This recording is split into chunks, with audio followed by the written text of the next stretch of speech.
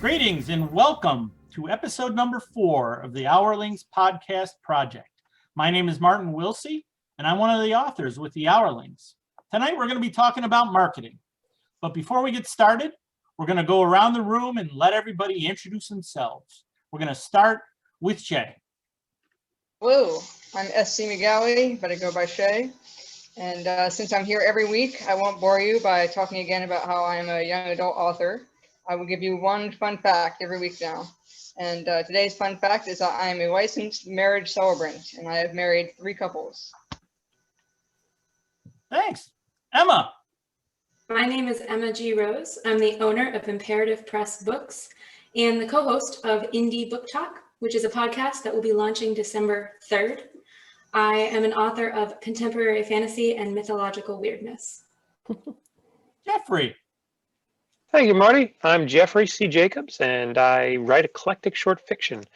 And one of the things that I do is I market my symbol Time Horse, which I am known as along the interwebs. Thanks. Stephanie. Greetings, mortals. My name is Stephanie Mirro. I am a urban fantasy author branching into paranormal romance. This is my first series, Curse of the Vampire, and my second series coming out in January starts with Wings of Fire. David. All right, I write fantasy and science fiction, usually with an action or mystery bent to it. Most of my stories are mashups. So one of the interesting things when it comes to marketing these types of stories is they are very difficult to market because they don't fit into any one particular genre. So that may be one of the things we end up talking about tonight. So tonight's topic being marketing. When I first started writing books and publishing, nobody told me how much work marketing was going to be. I still to this day feel completely clueless about marketing. And of all the authors that I've spoken to, it turns out that every author I've ever met has to make it up as they go along. And different things work for different authors. And that's kind of what we're going to talk about tonight. Everybody's got a different experience with marketing.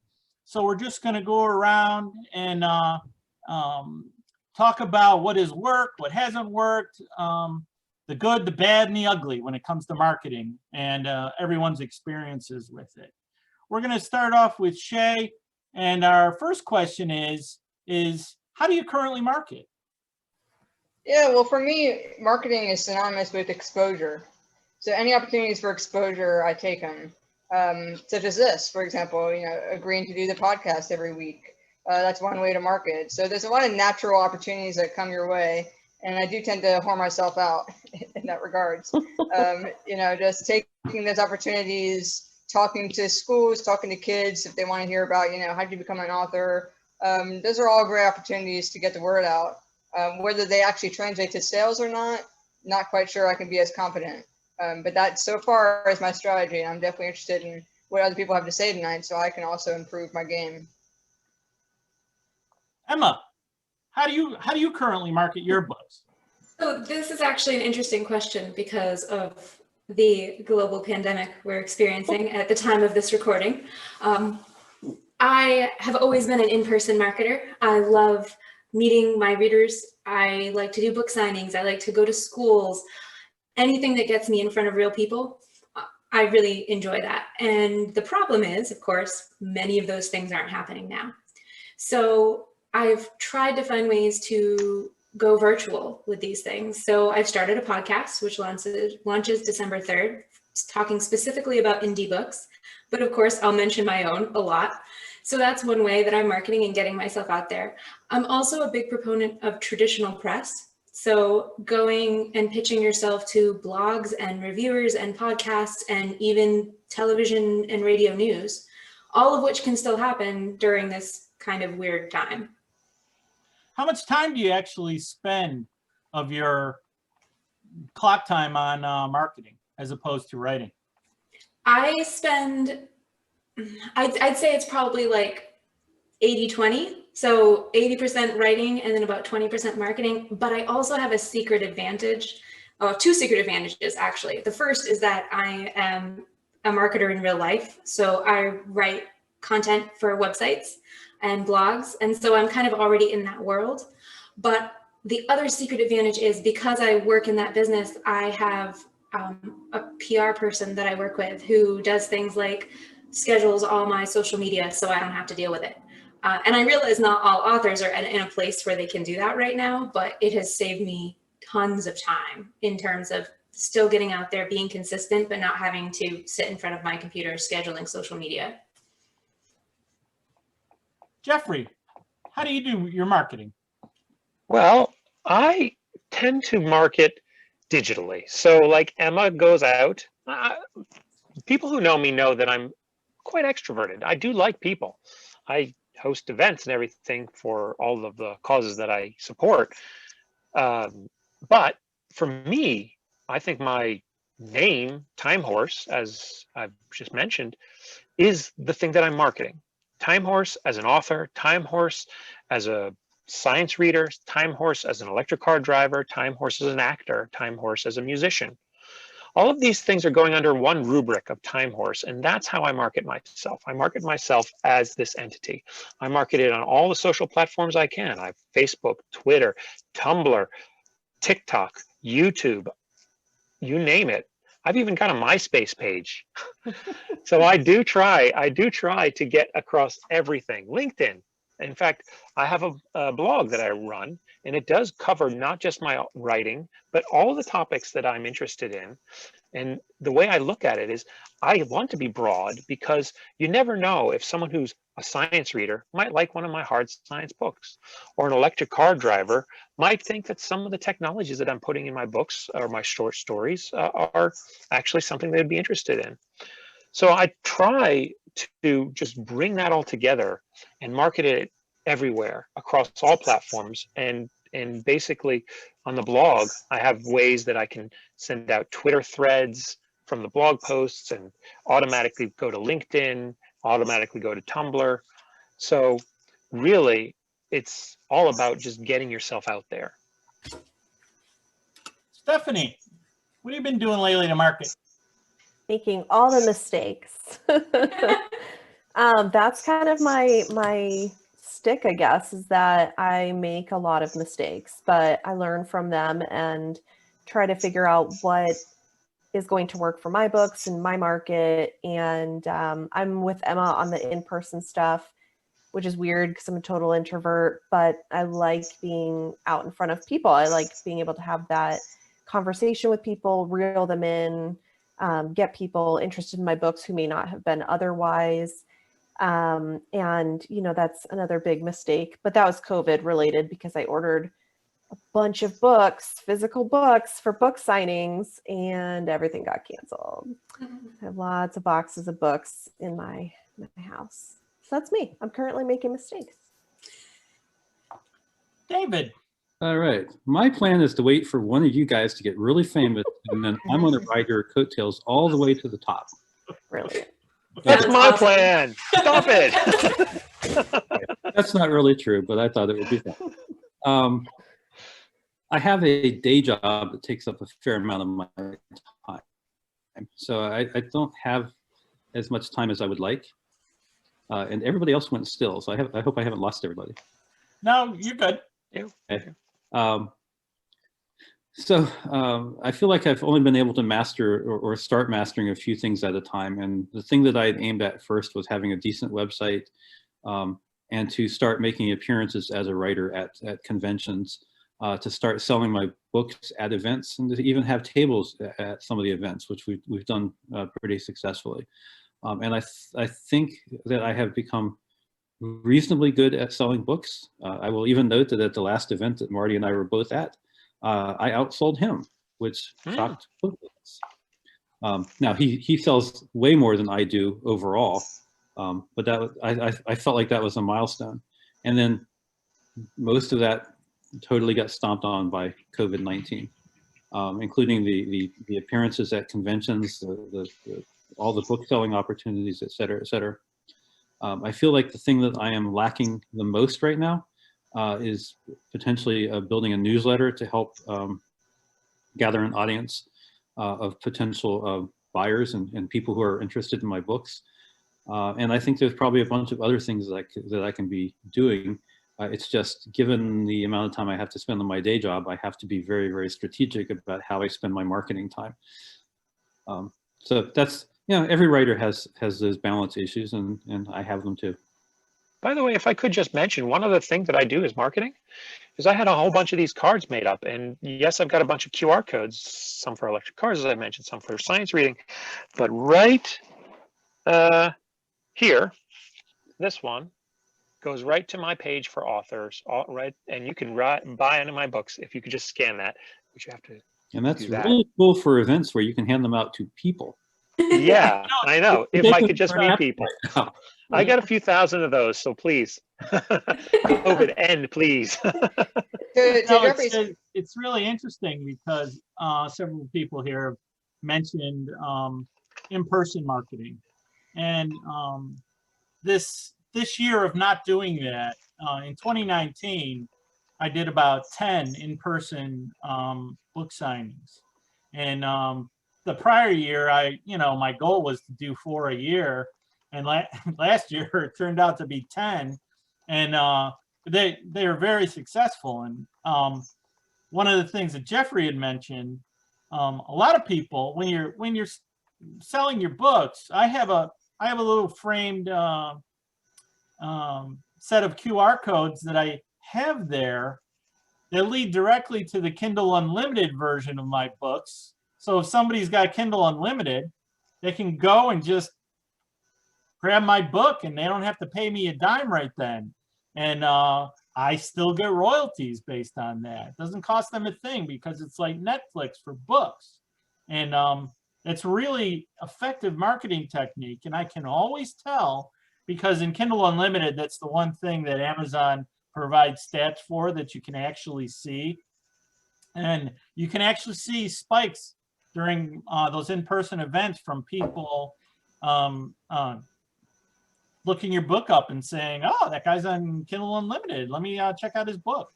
And that can be several places. Like when I do conventions, when I sit on panels at conventions, there's always a spike in those. So that's always good marketing too. Talking at conventions is actually a good marketing technique for me. Has actually worked out very effectively. I wanted to point out a strength of Jeffrey's marketing technique as well, which is consistency. So, Time Horse is a consistent brand for Jeffrey. And I remember I was speaking to my literary agent, who is Jessica Sinsheimer, my literary agent, about my own brand, in the sense that, I'm published under S.C. McGalley, which I know is terribly cliche, but S.C. McGalley for my novels. And I said, I'm thinking about publishing or self-publishing, this work. And I was thinking of doing it under Shay McGalley instead. And she said, no, that's definite big no. Because when you're an author, you want to be consistent with your print name across all platforms. So Jeffrey's doing the right thing. I have found that to be absolutely true, because one of the most effective marketing techniques I have discovered is your next book. If you keep publishing, if you keep getting things in front of readers, because they want it. They find an author that they like. You put one thing out there that they like, they keep coming back. And then there's buy through. If they read a short story that they can download and read for free, suddenly they're buying your books. So keep writing is a really effective marketing tool. You just can't, one-off, write a single novel and then not write another novel for 10 years. That's, that wouldn't work for me. So getting something out there every few months is really critical to keeping the rails greased so that it keeps happening. It worked for Harper Lee. Yeah, well, Harper Lee's a whole different story, and there's be anecdotal evidence for everything that you say, but one could only hope to be Harper Lee. That's all it's. Yeah, I know. Or Andy Weir or somebody else that's now a multimillionaire. So for me, marketing comes in first and foremost, social media platforms. I have a blog, I have a Facebook author page, I have a website, including landing pages. I have an author page on Amazon. I also do Instagram, and Twitter. You know, I have it's I don't know who these people are that are following me on Twitter, but there's over 2,000 of them. And every time I get a new release and I talk about it on Twitter, there's a big spike in sales. So social media platforms actually do work. Having those out there has been very effective for getting the word out for me. And people are always coming back. People read my blog. I don't know who these people are, but they keep coming back every week. And I do posts, you know, almost daily.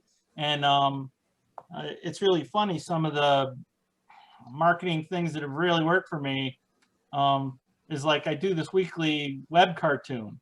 It's me as an author and my stupid cat that thinks, you know, he's an editor and an agent. And people think it's hilarious. It's really funny. One of the unexplained spikes in sales that I had was because somebody on a Siamese cat rescue Facebook group with like 100,000 people found my cartoon. And people that were finding the cartoon started buying my book because it's got a Siamese cat as a character in it. So one of the marketing things I learned from that is find tribes that you can actually organically market to very easily. And So- everybody has tribes. And if you think about it, it's pretty easy to find them.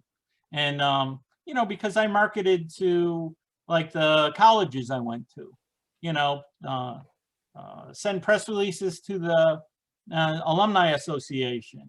I sent press releases to my hometown newspaper.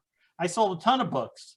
You know, Hometown Boy, you know, makes good was a big article in the local paper in a town where I grew up. And I sold a lot of books because of that. And there's a lot of ways that you can exploit tribes that you're in. And, you know, Jeffrey mentioned electric cars. You know, Jeffrey, you know, everybody's got their own individual tribes. And, you know, don't spam the hell out of them, you know, and stuff. Don't annoy people with it.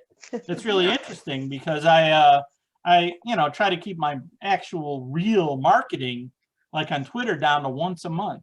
It's literally, I won't put a marketing thing out there. I'll do author quotes all the time. I'll say wacky stuff about my life, but I won't put a marketing blurb out there about once a month because I don't want to piss people off. And that seems to be working. There's something that Stephanie does that I wanted to point out actually along those lines, which is that she is, if you follow her on Instagram, does a lot of sharing of other authors. So she's very good at saying, oh, if you like, you know, books like mine, you'll also like these. And so it's fun to follow her because you can discover not just her, but like a whole range of authors. So, you know, she doesn't have to write a book a day to keep up with demand. Right. Oh gosh. You know, I actually have a lot of followers on Pinterest of all things.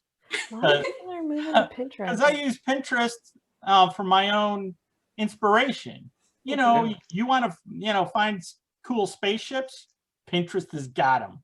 You want to find science fiction characters or, you know, planetary, you know, images to inspire you, Pinterest has got them. You know, so, you know, suddenly I was collecting all that stuff for my own sake. Next thing you know, I think as of today, I've got like 550 followers. It's like, who are these people? I don't even know 550 people. Yep. Right here in my socials. I got Pinterest. Yeah. Can't really read it, but I mean, you name a platform, I'm probably on it.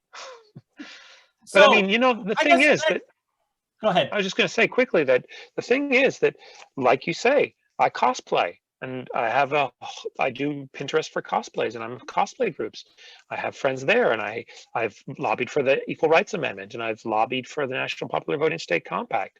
Political things that I do not want to discuss here, but I'm just saying that I've made friends through that. Just Right. remember that they're your friends for that reason. They're not there for your marketing. They're friends because you're doing that, and you can just subtly mention your writing. That's all you want to do.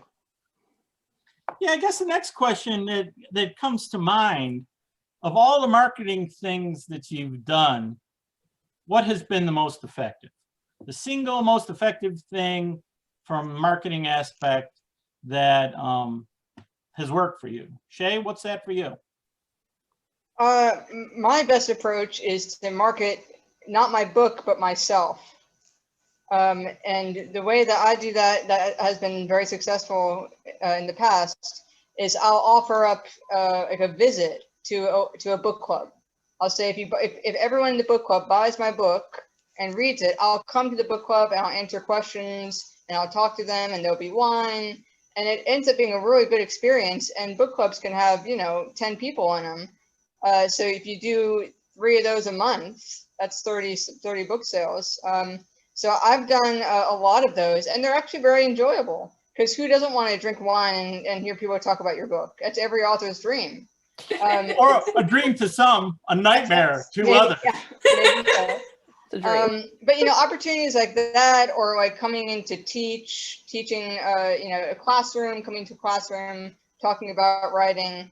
Market yourself and your experience and your knowledge above your book, because the book sale will come naturally then. Cool. Emma, what's been the most successful marketing thing that you have managed? For me, I think it's been, I don't have hard numbers, but anecdotally, I think it's been partnering with motivated indie bookstores. So there are some indie bookstores that don't really do much marketing. They just kind of rely on local traffic, and they're not really involved. And then there are some that have huge followings and are super involved in their communities and will sell books for you without you even really doing anything beyond making a good relationship with them. So there are a couple, I went out to Oklahoma because I have a friend out there, and there's an indie bookstore out there that I went, and I was going to do a presentation. I think I sold 60 books just like in a week, of people knowing that I was going to be there and me talking about being there. And then of course the bookstore promoting that I was going to be there.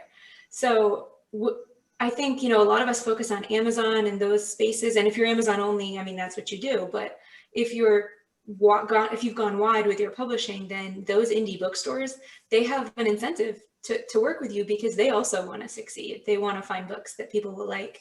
And part of being indie is having the books that aren't the exact same books that are out facing at Barnes and Noble, Right.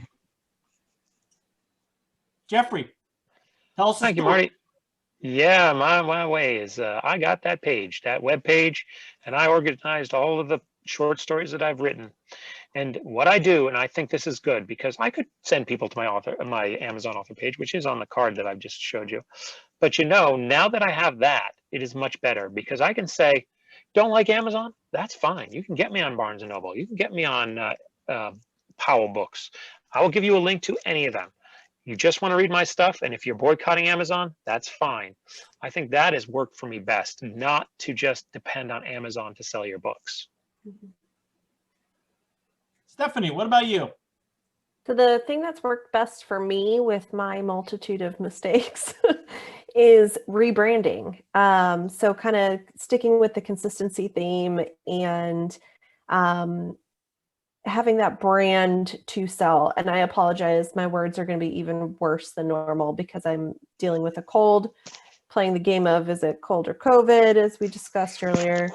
But relaunching my series, my first series, the Immortal Relics, with brand new titles, brand new covers, even new blurbs, to try and entice the right kind of reader, because I think a lot of people were confused with the original cover, even more so than the title. I mean, the original title was Birth of the Bacchae, which is not super easy to pronounce if you're not a classics major, who loves, you know, mythologies of all kinds. But it was more the cover. People would be like, why is the girl holding a pine cone? And it makes sense if you read the book, but I have to get you to read the book first to make sense. So for me, that's been the best strategy. Looking at my data, the hard numbers, it's a clear win on there. Not quite the success I'm looking for yet, but I'm getting there. Yeah, I actually rebranded all my novels at one point as well. And it was a ginormous leap in sales when it actually happened, because my original novels were done in the old Create Space days, and I was making it up as I went along, and I didn't know anything about what makes an effective cover or any of that. And I actually hired somebody that did the rebranding of all my books, and it turned out to be very, very effective. So that is a really good tip. And before, I was just going to say, before you go, David, I just want to say that rebranding, one of the best books that I've ever read is your book, The Good Book. And if you could ever rebrand that and get people to realize it's not what they think, it is one of the best books they can read, please sell that book. It is an awesome book. Well, there's a story about that, because I attended a panel at one of the conventions, which was about branding, and one of our discussions at the panel was how to market a book that mixes genres. And I held this up with the relatively mediocre cover that everybody who's read the story likes, but nobody who hasn't read the story will buy it with that cover, as an example of marketing gone wrong. And then I sold a bunch of copies of the book to people in that crowd, because I had talked about the book and how it had a bad cover and was marketed improperly. So yes, I do have plans to rebrand that. I actually bought a cover for it. I still think it's going to be one of my outliers in terms of total sales, but you know, it is what it is. In terms of what's worked for me, I'm in this weird position of I don't have a lot of content out. And the things I have out, like Stephanie said, I have made certain mistakes which I have learned from. And at this point, I want to rebrand a couple of the things that I have out, new covers, new titles, et cetera, et cetera. I also have a backlog at this point of 6 novelettes and 2 novels to publish. Now they're relatively short novels, but they are novels. And so that gives me sort of an opportunity that I haven't had before to potentially make kind of a splash in terms of marketing if I do it right and I get my ducks kind of lined up. And so that's kind of what I'm trying to puzzle out now, is how to go about doing that successfully, given my past experience of doing it. You know, my interior content has been nice. My covers have been either bad or somewhat north of average, but not excellent, and kind of bringing them up to the next stage. So that's the challenge I'm facing right now. well, for me, my single biggest marketing success, I had absolutely nothing to do with. I actually went to college with a guy who ultimately became very famous, and we've been friends on Facebook for years. And you know, he's like a big dog out in the social media world. I won't name drop here, but all he did was on his Twitter account, which has got, you know, almost 1 million followers, he said, "Hey, check it out. My pal Marty wrote a book."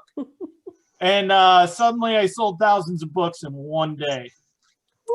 And what really happened was that fed the engines on Amazon. Suddenly it spins up whatever black box algorithm they have running under the hood, so that my book suddenly had enough buyers that people out there in the universe that had purchased Andy Weir's book, The Martian, were being recommended to buy my book. And that alone was the single biggest milestone of success for marketing for my book, and I had absolutely nothing to do with it. I was absolutely clueless about that was even a thing. So I've been trying to get on Oprah ever since then. So Marty's advice is to know someone famous. Thank you, Marty. Very Yeah, helpful. so, you know, get to know someone famous. I'll get right on that. And it's really interesting. That speaks to the tribes again. You know, his tribe's just way bigger than mine, and it's really interesting that that kind of thing really happens, and that is really kind of, you know, a fun story and everything. And I'm still friends with him, and he's still just, you know, I only think of him as the beer drinking buddy I went to college with, and it's really, you know, still kind of fun. And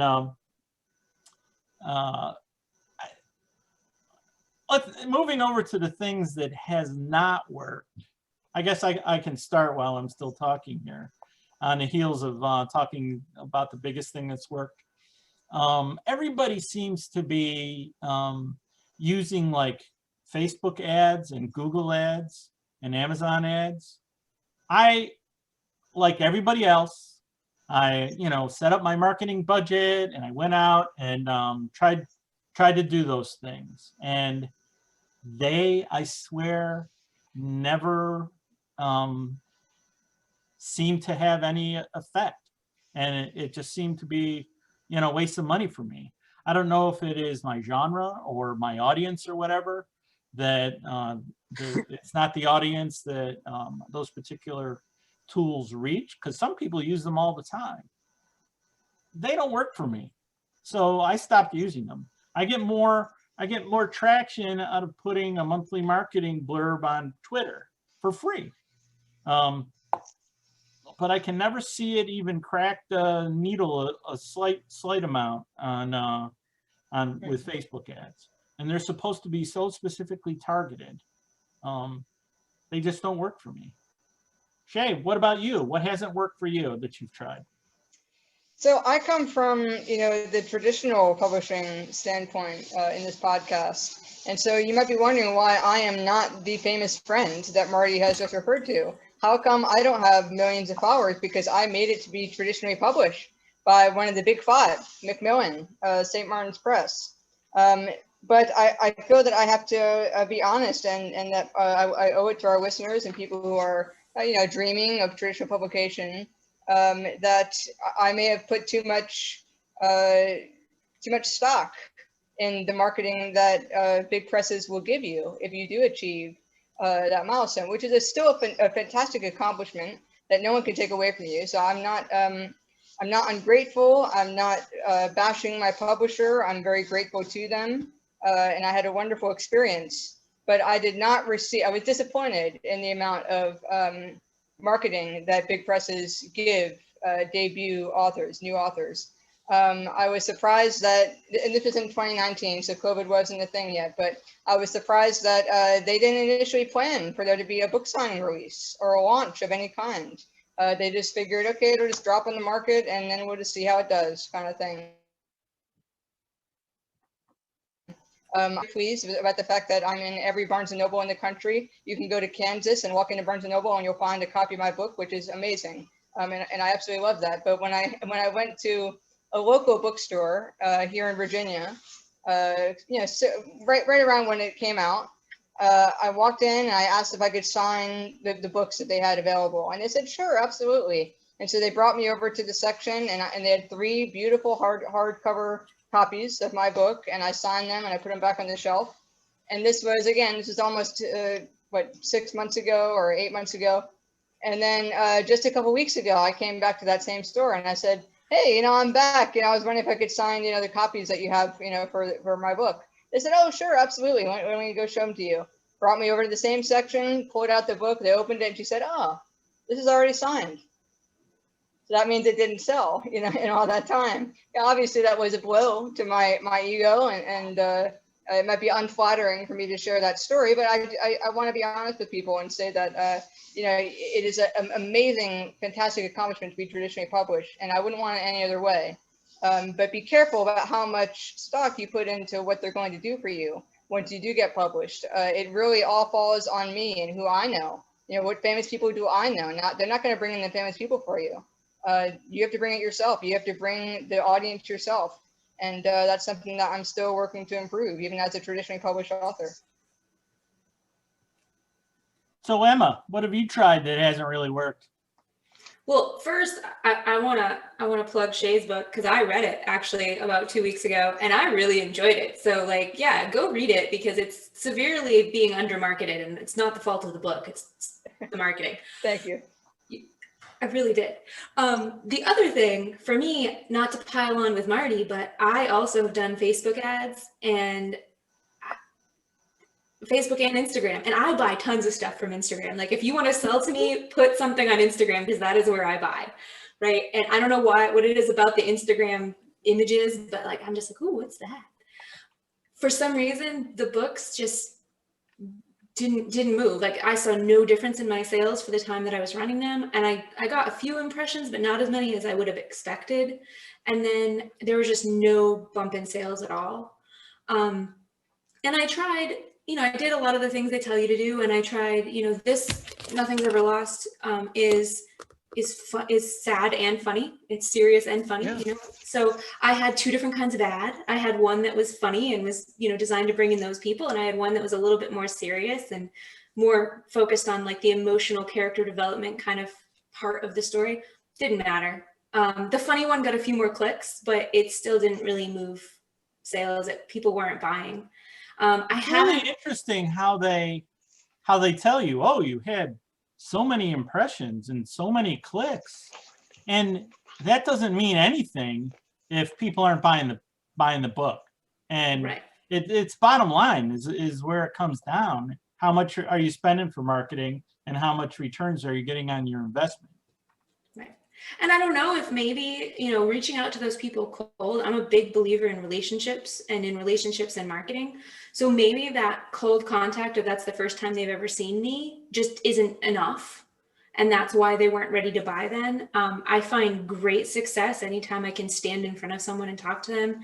Anytime, you know, if they're on my social media and they're engaging in that way. I had somebody say that being on my social media was like being part of the inner circle, which I was like, oh, good, because that's what I want. I want you all to feel like you're special because you are. I'm so excited you're here.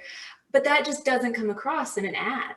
And yeah. I'm really kind of down on ads right now. I don't particularly want to do them. So I'm trying to find these other ways like the podcast and other things to kind of get out there and build those relationships and actually talk to people and interact with them and feel like a real person to them. Yeah, it's interesting. They really do want to have a relationship with you as an author. And I've had so many people email me because I always, you know, reply to emails and things like that. And the Facebook page and other things where, you know, there's always shenanigans going on, and people love that. I swear they do love that. And it keeps them in touch and it keeps them aware so that when the next thing comes out, they start buying that. So was that, I'm sorry to interrupt, Emma, go ahead. No, but to follow up, I do love when people email me. It's my favorite. I love getting emails. I sent out an email newsletter and I had some new people sign up. And so I sent out the like, oh, in case we haven't met before, here's a little thing about me. And I had a girl who saw me at a book signing thing at her school write me back and tell me that I had changed her perspective on writing and she thought she wasn't good enough. An 11th grade girl saying she's not good enough, you know, and I was like, oh, come on, sweetie, you're okay. And so we had a nice little exchange that was really personal and felt real and wasn't just buy my book, buy my book, buy my book. And that's what I prefer, just overall. Cool. No, my Jeffrey, eyes. what about you? Oh, thank you. Guys, I know, like my electric car group, the Electric Vehicle Association of DC, we tried Facebook ads. Oh man, you guys are so right. They do not work. But I will say this, my biggest failing is time. I do not dedicate enough time to market. I do have that, as I mentioned, I have my webpage. Well, you know what? The last time I posted, or let's put it this way, the amount of posts I've had since I've reached 100 posts is about less than the number of fingers on my hand. It is just so hard to find the time with a full-time job. And that is, I think, my biggest failing in marketing. Just need to find more time. Stephanie, what about you? So lots of thoughts. Facebook ads. I wish I could crack these suckers because I can get my cost per click down so low and I have great reach. But the sales, aren't necessarily there. And what that teaches me, because I have a lot of friends who, a lot of friends, I don't have a lot of friends in anything. I have some friends who are very successful with Facebook ads and they have 1 or 2 books out, and they're able to keep their first book in the top 10 to 20,000 in Amazon, which from what I know now is probably 5 to 10 sales a day, which is amazing. And they're doing it, in my opinion, solely based on cover and blurb. So if you can get people to click on the ad, your cover and your blurb is what's next, right? And that's what's getting people to buy her books. This particular person I'm thinking of, I'll shout her out. Erin Embley, she wrote a book called Fractured Flame. It's amazing about Phoenix. Well, I won't get into that just because it gives away some spoilers. But yeah, urban fantasy, fantastic. I really enjoyed it. But it's one of those things, like I can get the clicks. It's the sales I can't seem to get yet. And I think a lot of it is that my first series is a lot of what I did wrong in marketing, in that I wrote what I loved, which was mythology and kind of a creepy, like, not thriller, but just kind of like this ghostly vibe to it. Threw in a lot of different aspects. There's adventure and a little bit of humor and some horror and all this stuff. So it's a mashup, kind of like Dave's. It's a mashup. I wrote a mashup, and how do you market that? I don't know. Still haven't figured that out. I just want to echo something you said. I think that really the most effective marketing that you have is your cover. It's got to be a kick-ass cover. It's got to look good as a thumbnail. It is the thing that gets people to pause for a minute to read your blurb. And then if your blurb is really good, then they'll go in and maybe read your preview pages. And if you give them a good hook in the preview pages, they're going to buy the book because they're scared shitless not to know what happens next. And that's why we're going to see what happens in January with this book, because it meets genre expectations so much better than Curse of the Vampire. My personal opinion is Curse of the Vampire is a good book, but when I market it towards urban fantasy, it doesn't meet people's expectations of a strong kick-ass heroine or hero. A lot of different tropes like that just didn't quite meet the mark. It's a good book, but where does it fit in? Don't quite know. It's kind of contemporary fantasy, just not in the same realm as, say, like Emma's. It's a little bit different. So that's where I even struggle to identify it here on this podcast, because it kind of fits into a lot of different genres just a little bit. So learning from that mistake kind of prompted where I went with my story with the last Phoenix series, just so I could still write the story that I love, but also meet my readers' expectations. So went with a new cover designer, just someone, I had wanted to work with, really happy with the results. And, the colors pop. I love the purple and blue. It draws my eye immediately. So, and I think the first page is a lot more of a pop, a lot more of a draw when you start reading the sample than Curse of the Vampire, which starts a little bit slower. Stephanie, we need to do I'm going to pitch this idea right now live on air. Do We it. need to do a mythology lovers book bundle where we I'm in. market like you and me and maybe like a couple of other people and just be like, you love mythology, so do we. Here's the most amazing group I have of books. so many names for you. LB Right? Carter Let's is do it. first and foremost. So shout out to LB Carter. Writing it down right now. Let's just throw in my contemporary just because. Speaking of mistakes, Stephanie, I just noticed that your background is backwards. Is it backwards to you guys? It's backwards for us. Oh, it is. I just Oh, realized man. that. Having read both of those books, I just, I recognize the covers at a glance, and then I just noticed they're mirror image right now. I That's should have asked you, Marty, because you asked that about your background and the number in the background, and I was like, no, I got mine flipped. I made sure of it. No. yeah. That's Sorry. I made that mistake before, so sorry. Marketing. Like I said, I'm Richard happy to make the mistakes. Learn from me. Hey, make mistakes. I've learned as much from mistakes as I have from successes, honestly. Yes. I feel like I've learned more from mistakes than successes at this point. So, David, what about you? Well, so I write, again, I write mashups. It's the kind of thing that I want to write. The stories that I write, I don't want to write the same stories that other people are writing. So I'm comfortable writing mashups, and that has been both good and bad for me. The bad is that it's harder to market, it means that I am the brand, not just me personally, but my type of story has to be a brand by itself. Now, if you can make that work, it can be phenomenal. Neil Gaiman is an example where he writes kind of mythologically oriented stories that are very unique to Neil Gaiman, and nobody else can write them the way he can. But he is a brand unto himself. Now, so I think that so far I have failed somewhat in the aspect of branding. The Good Book, as we talked about earlier, is a good example of that. It doesn't properly sell people on what it is. On the other hand, and this is kind of interesting, I feel vindicated because the people who have read some of these stories have told me that they really, really liked it, and they tend to buy my next one. So while I don't have, for instance, the sales that Marty has, I seem to have pretty good retention amongst the people who do buy the stories.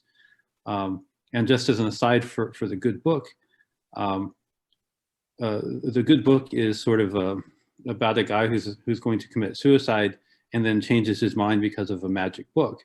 So it's a little bit of a dark story, but it's also got a lot of humor to it. And so I got a very nice email from a man who told me that he had lost his wife. He'd read the story and sent me the email in the month of November. It was the same month that he had lost his wife a couple years before, and his daughter a few years before that. And he told me he really liked the story, that it really made his November a much better month, and that the point of the story was that there is magic in the world, and he was really heartened by that. And I'm like, so some of my marketing hasn't worked, but God damn it, there's a guy out there. I connected with him with everything that I put into that story and that I wanted to get across. And that was cool. That was very cool.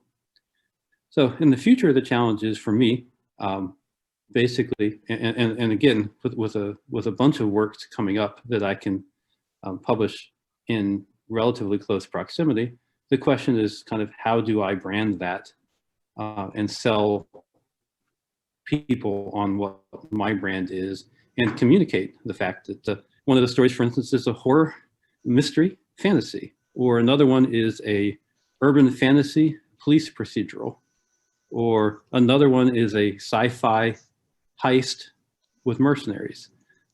They're all matchups to different degrees, and that's the type of story I want to write. So I think I've failed so far in the branding, but that's my challenge for the future. So for me, I think that there was a point where I started selling a lot of books. I started making a lot of money, and having the extra cash and being totally honest with myself, being so completely clueless about marketing, I had hired a PR firm. You know, it's really weird for me to even say that out loud. But I hired a professional PR firm, and I had a lot of good come from that. They taught me about press releases. We rebranded all my books. They completely built a new website for me, new business cards, the entire package, did the whole thing for me. In the end, the thing that didn't work in that was the new website that I had built was vastly too complicated for me to maintain myself. And that was a big marketing mistake because, you know, I release a new book about every 6 months or less, and it was impossible for me to add a new book to the website without having to hire them again to add the book. And so subsequently, in subsequent years since then, I've had summer interns, for instance, a couple summers. That hasn't happened this year because of COVID as well. And one year I worked with a bright young college student and re-engineered my website to create one that I could maintain myself. I can do, you know, sell all my books there. I can sell signed copies, and it has made it incredibly easy for me to add new titles, for instance, in just a few seconds. And so I don't categorize it as a total failure, but I did spend a lot of money. And if you're going to spend a lot of money for a website, spend a lot of money on a class to learn how to do website development yourself, because that's how I worked out in the end. And now that I can maintain themselves, because I'm already an indie author that's a control freak, it's very nice to be able to control my own marketing website, which is like the ultimate drop zone where I can send, you know, people from my blog, from, you know, sales for wherever on there. Marty, can I ask a question to the self-published authors here? Sure. What is the magic price point to move books, do you think? Magic price point? For me, it actually comes in several different locations. I have found that one of the most effective marketing techniques was to offer books in Kindle, paperback, hardcover, and Audible editions. By doing that, it, you know, has totally spiked sales, and you end up making a lot more money from different revenue sources. So that's completely awesome. Now the price points on those vary. You know, I have the standard $14.99 when a new paperback comes out. For my hardcovers, it's $21.99. For the Kindle editions, is $2.99. Now, for like my series, I priced the first book 99 cents. You know, you get the first one for 99 cents, you hook them in, and they end up buying your entire catalog. It's a great piece of little bit of marketing. One of the other marketing things, I don't know, let me ask you guys, do you ever have free weekends for your Kindle editions? Because periodically, I have a low watermark. If sales start to drop below a certain point, I'll offer a free weekend. It, you know, sends thousands and thousands of copies out there, which generates reviews, which feeds the Amazon machine, and sales pick up after that, after 5 days of a free copy. You guys ever do free edition marketing? I don't do it anymore. I did it with the Birth of the Bacchae and Her Majesty's Fury for the rebrand. And while I moved a lot of copies, I didn't see any of that. Like, I didn't see reviews, didn't see a lot of sales afterwards. I see way more sales with 99-cent sales, and then like the read through after that than I ever did with the free. So at my point, I don't think I have enough of a backlist the way that you do to really use that tool effectively for what I need right now. By the way, I'm curious, guys. Goodreads. Have you ever tried this through Goodreads? Oh yeah, Tried you know, what I through have Goodreads? a metric ton of readers on Goodreads, tons of reviews on Goodreads. I don't even You read mean them just anymore. being on Goodreads or marketing through Goodreads, like advertising through Goodreads? Well, I mean both. I mean, obviously, because you could just have your books on Goodreads and never visit the page anymore. I mean, how much do you put effort into Goodreads? I have an author page on Goodreads. I go out there and visit it every week or so because people send questions. I like interacting with readers and things. It's really interesting how Goodreads is actually driven by the readers. Right. People indicate that, hey, I'm reading this book. And I have mine set up so that every time a new book gets published, it automatically gets transitioned to Goodreads. So it's all pretty automatic, and you know, I don't have to worry about that too much. You know, there's some problems with Goodreads too. Once a book goes up there, once I rebranded, I couldn't change the covers of the title on Goodreads, which is Well, you really can, weird. but you have to get their librarians involved, and that's where I kind of struggle with Goodreads, because I'm on Goodreads. I love Goodreads. I have a book club there with some friends, and I have way more reviews and ratings on Goodreads. People leave those left and right versus Amazon. But the librarian system just confuses me, unfortunately. So I have randomly I don't even know how it got up there, but one of my reader magnet short stories is listed in Goodreads, and it's not published. Like, it's just something I give away for free, which should not be on there. But when I reached out for help, I had someone ask, well, has it been published? And I said, no. And it just fell into a deep, dark hole. And you know, that's on me at this point. I need to follow up, but it's like, why is it even on there? Like, Time to publish it. there's no ratings. No, Yeah, I guess so. It's Time to publish it and write a new magnet. maybe I need to write a new Well, I'm magnet. serious, because your magnets do age out. But like, my short story that's in the Outsiders is now separated on Goodreads, and I don't know why the Morrigan is listed separately, and it has ratings. And I'm like, why is this here? I will say this. Published in a book, which is also listed in my book. So it's just confusing. I certainly have had the same problems as you, Stephanie, with Goodreads. I mean, in terms of, my name is right on the cover. Don't you know that is a book? That is my story. Can I just put it on my Goodreads? Yeah. It's like talking to a wall. Well, I mean, I love it. I have it on my phone. I use it all the time. I always rate books that I read, and I just don't fully understand how to use it. And I don't think it's really interesting how the reviews get spread out all over the place. I mean, because you add them all up with, you know, the reviews that are on Amazon, the reviews that are, you know, on Audible, the reviews that are on Goodreads and every other place, and every Amazon in the world. It cracks me up that there's reviews out there on my books in Germany, and they haven't been translated to German. And it's very interesting. And frankly, with reviews, I don't read them anymore.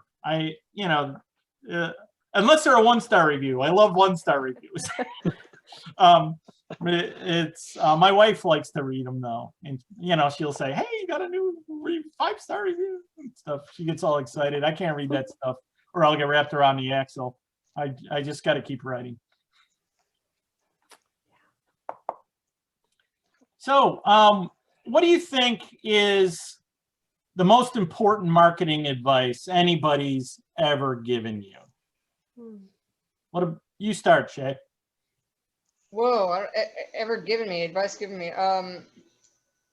Or maybe the advice that you give other people. What's your favorite marketing advice? Yeah, maybe. You know, one thing I just want to say is that if you're in a writing group, that's great, and definitely find yourself writing groups. But too often I see writing groups supporting authors and reading every chapter and encouraging them to query and encouraging them to get published. and cheering them on. And then once they get published, a lot of times writing groups drop the ball. I feel like they don't buy, they don't leave reviews, they don't share enough. And I think that if we owe it to our fellow writers, if we're going to be their cheerleader, we got to see them through to the end, to that marketing part, which is really hard. And it is hard. It's hard to ask your friends for money. It's hard. It was hard for me, even at my own book signing, when I see someone that I love, which is everybody who came, not to say, what, just take it. You don't need it, please. I'm not going to take money from you. That's hard for me. But we are, we're the struggling artists to the epitome, and we have to accept it. That's the reality. And so I want to see writing groups do a better job with the follow through. So if you're in a writing group, I encourage you right now to go and buy your fellow colleague's book, leave a 5-star review, and if you can, share it. So Emma, what's your best marketing advice? My best marketing advice, this is the universal marketing advice that I give to everyone, including clients that I have in my regular business, which is don't do marketing that you're not going to do. So if you just hate Facebook, or you hate Goodreads, or you can't stand advertising, don't do that stuff, because the marketing you don't do definitely won't work for you. It's much better to find the 2 or 3 things that you really like and that you will put a lot of energy in, and you'll get that return as long as you're doing them consistently. So there's no one size fits all. There's no perfect system, no matter what other marketers tell you about, oh, use this perfect system and your books will sell, right? They might, if it works for you, but really just trial and error, find the things that work, and then double down on those things that work and that you want to do. Cool. Jeffrey? Well, I did talk about Time Horse, but I want to talk about one other thing that I try to keep, because you need to be unique. And my name right there, I can't see my pen, but my name, Jeffrey C. Jacobs. That is not a unique name. Well, C is, but Jeffrey Jacobs is not unique. If you look on Amazon and you look for Jeffrey Jacobs, you'll find a lot of books by Jeffrey Jacobs. Many of them are not me.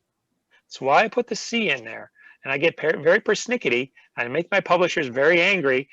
Please put the C, otherwise I'm going to be confused. So get your brand and make sure you stick to it, and make sure that your name is consistent and unique. Stephanie? May not come as a shock to y'all, but my advice is to don't be afraid to make mistakes. Just because, kind of going with Emma, I didn't know what parts of advertising and marketing that I would enjoy and wouldn't enjoy until I started actually getting my hands dirty. So now that I kind of know what I enjoy and what I don't enjoy, I'm following her plan, which is to find the few that are working for me, or at least that I can handle, because it becomes, if you try to do too many things at once, it becomes a whole new job in itself. And instead of having your 80-20 writing time to marketing time, it's more like 50-50 or worse, and while I'm sure some people enjoy that, the whole point is to get your books out there. So mine is don't be afraid to make mistakes. If you've got a few extra dollars here and there to burn, try something new, try a book promo, try little things. And sorry, I'm going to add on to that real quick, and educate yourself, not research, but educate yourself on everything you can find about the marketing platform that you want to go with. So if you want to go with Facebook, read all the books that are recommended, because I learned something new in each and every single one of them. Even though a lot of the information is the same, there's still like one little thing that I didn't think about or didn't see in the last book. So research. Cool. David? All right, well, I've got a couple things. Well, first of all, marketing is basically reaching out to people and convincing them to try out your book. But there's more aspects to it than just that. First of all, you have to have written the very best book that you possibly can, because if you have a bad book, people are going to maybe try it once because of your marketing, and then they're gone. They're not coming back. You've burned them. You're never going to see them again. So once you, and the statistic for marketing is that it typically takes 7 nudges from marketing for something that a person is legitimately interested in before they actually buy it, right? So your marketing isn't going to work all at once. Just because you appeared at one panel or one event doesn't mean that a whole bunch of people are going to automatically rush out right now to buy your book.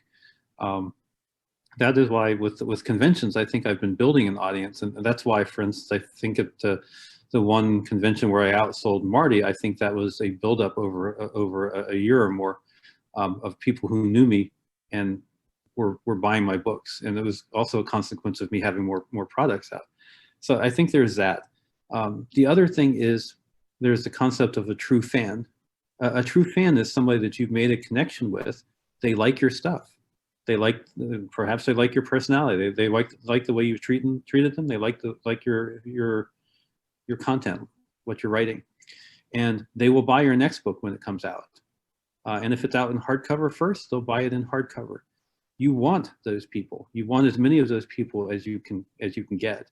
If you get 1,500 people like that who will buy anything that you write, you know, they're the kernel of people who will be talking to other people and recommending your book and stuff like that. Those are the connections that you really want to make. It's not just marketing to reach a whole bunch of people and you get them to try your book once.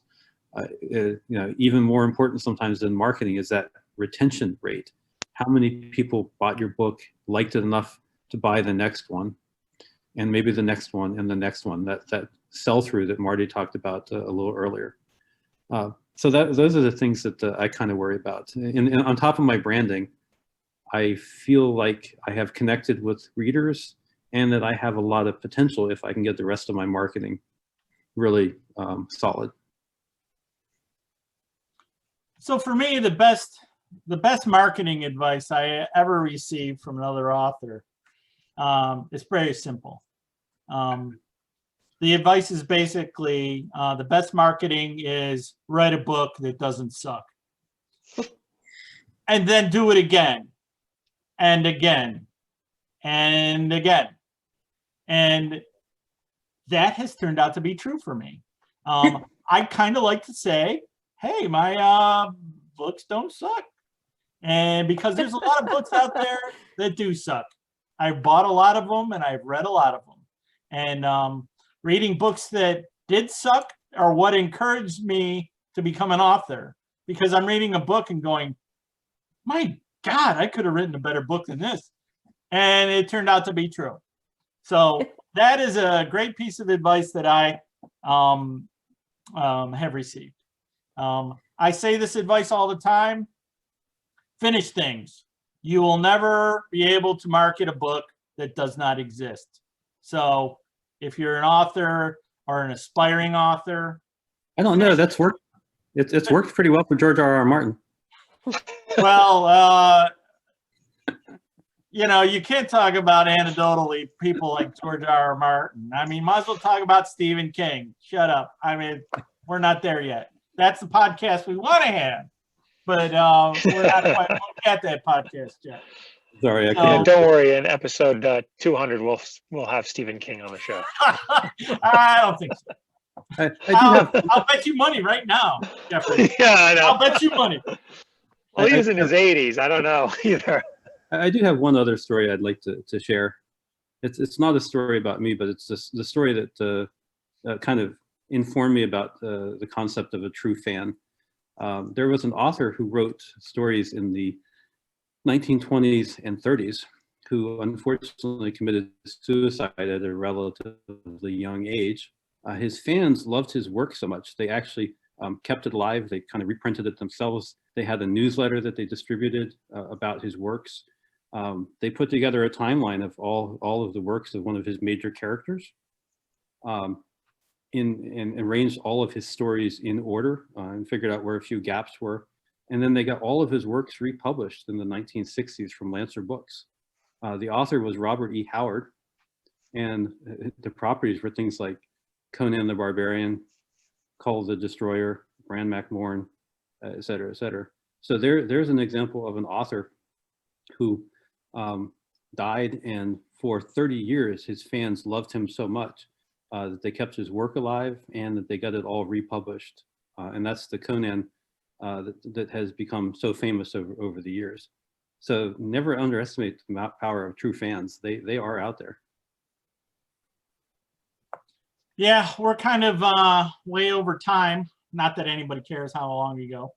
So we'll start wrapping this up. Hey, is anybody still doing nano? This is the last nano check-in if somebody's been doing nano. Anybody?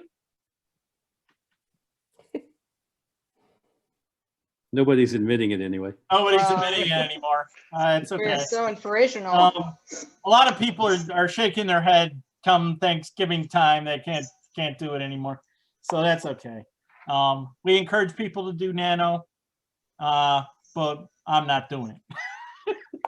Okay. So, oh, there goes my face again. You're red. There you go. All right. That's my camera. Got a problem. So angry at Anyway, Nano. so let's go around. Shay, what has inspired your writing this week? It's been a hard year for me, not just with COVID, but a bunch of personal stuff in my life that's been very challenging. But with the holidays coming around, it's also very sad that I won't be able to see, my friends and family. I know we're all thinking about that with Thanksgiving around the corner. I probably have to cancel my my Christmas party that I have every year because of COVID. So yeah, a lot of stuff has been getting me down. But to combat that, I ordered myself a 46-inch life-size mailbox, letters to Santa.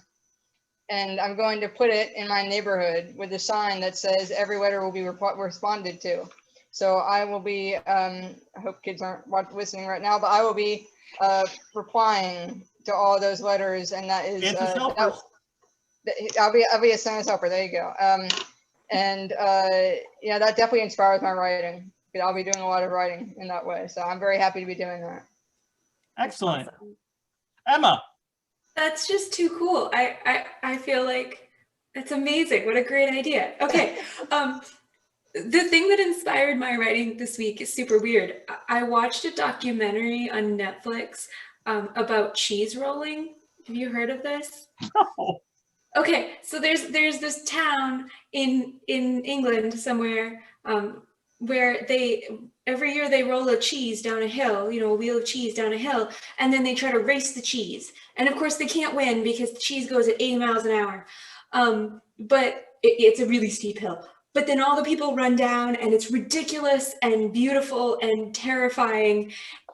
And it was a truly inspiring thing because I realized that they're doing this tradition. They have no idea why they do it. They know it's really, really old, but they're so committed to it and they love it. And it's what makes their town what it is. And the people who do it are just 110% into it. And I was like, man, if I could have a 10th of that commitment, I will be the most famous author in the universe. So that inspired me, and I encourage you to go watch it. It's the first episode of We Are the Champions on Netflix. Highly recommended. The rest of the series is pretty good, but that episode is just beautiful. Excellent. Jeffrey. Well, speaking of jolly old England, I must say this. Yesterday was the 75th anniversary of the premiere of Doctor Who, and one of my tribes is, of course, a Whovian. I've been a Whovian since I was a wee shaver. So, of course, I was inspired to write a nice little fan fiction for Doctor Who. And I combined the 13th Doctor and the 6th Doctor, Melanie Bush and Yasmin Khan and Missy and Susan Foreman. Oh, we miss you. And that was my inspiration to write this week. Thank you. Excellent. Great accent. Great accent. So I've been struggling to write lately for personal reasons, but I started reading Alona Andrews' Hidden Legacy series, which is blowing my mind right now. So I'm almost done with Burn for Me, and I'm like literally 12 pages from the end, and I'm here with you all. We appreciate it. I was like, why do I have to stop? But I was looking at my phone if anybody noticed my eyes like not paying attention for a minute, because I came across this line. All of the lines in this book are phenomenal. I mean, the detail that they put into every single character description and place that they go and the world building, it's just phenomenal. I thought I liked Kate Daniels, but this is blowing my mind. And this one line is super simple, but when you read it in the entire context of the book, it'll probably blow your mind even more. But this line, she was describing a man and she says, he's just a man who tasted like the glory of heaven and the sin of hell rolled into one. And I was just like, well, I'm done. This is phenomenal. I can't write anymore. Like, how do I? But it was also inspiring that, like, I want to do that. Like, I want to give people that moment of, I need to highlight this passage, share it with people on a podcast into the universe, and just let them know, like, that line just did it for me. Great. David. So this happens to me a lot. My brother calls me up and says, "Hey, I need something to read. What do you recommend?"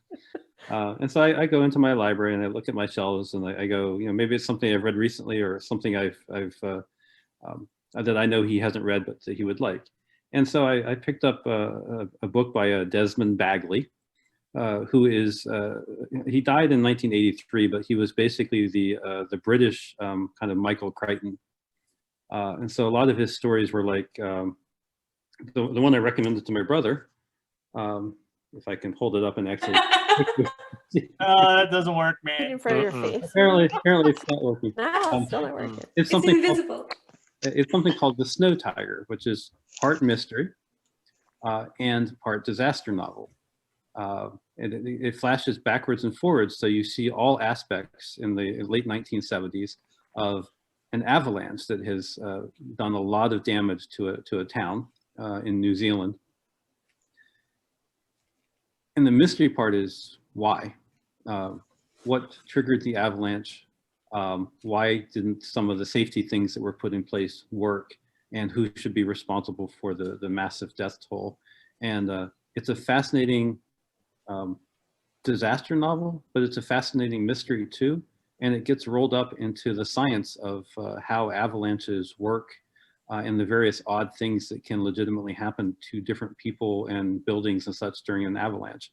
And so it's not science fiction, but it's science and mystery and disaster novel. And it's one of my favorite books.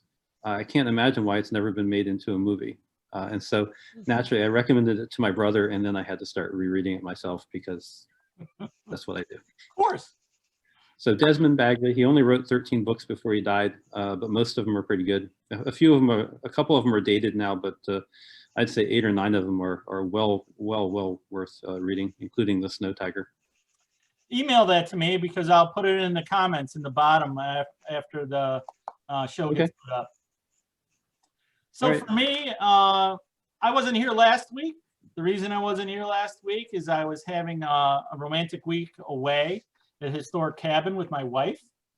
And it was amazing to me because when I go on a vacation, and this is like my first vacation this year, I usually go camping a lot. I usually get away a lot, and I haven't been able to do that this year.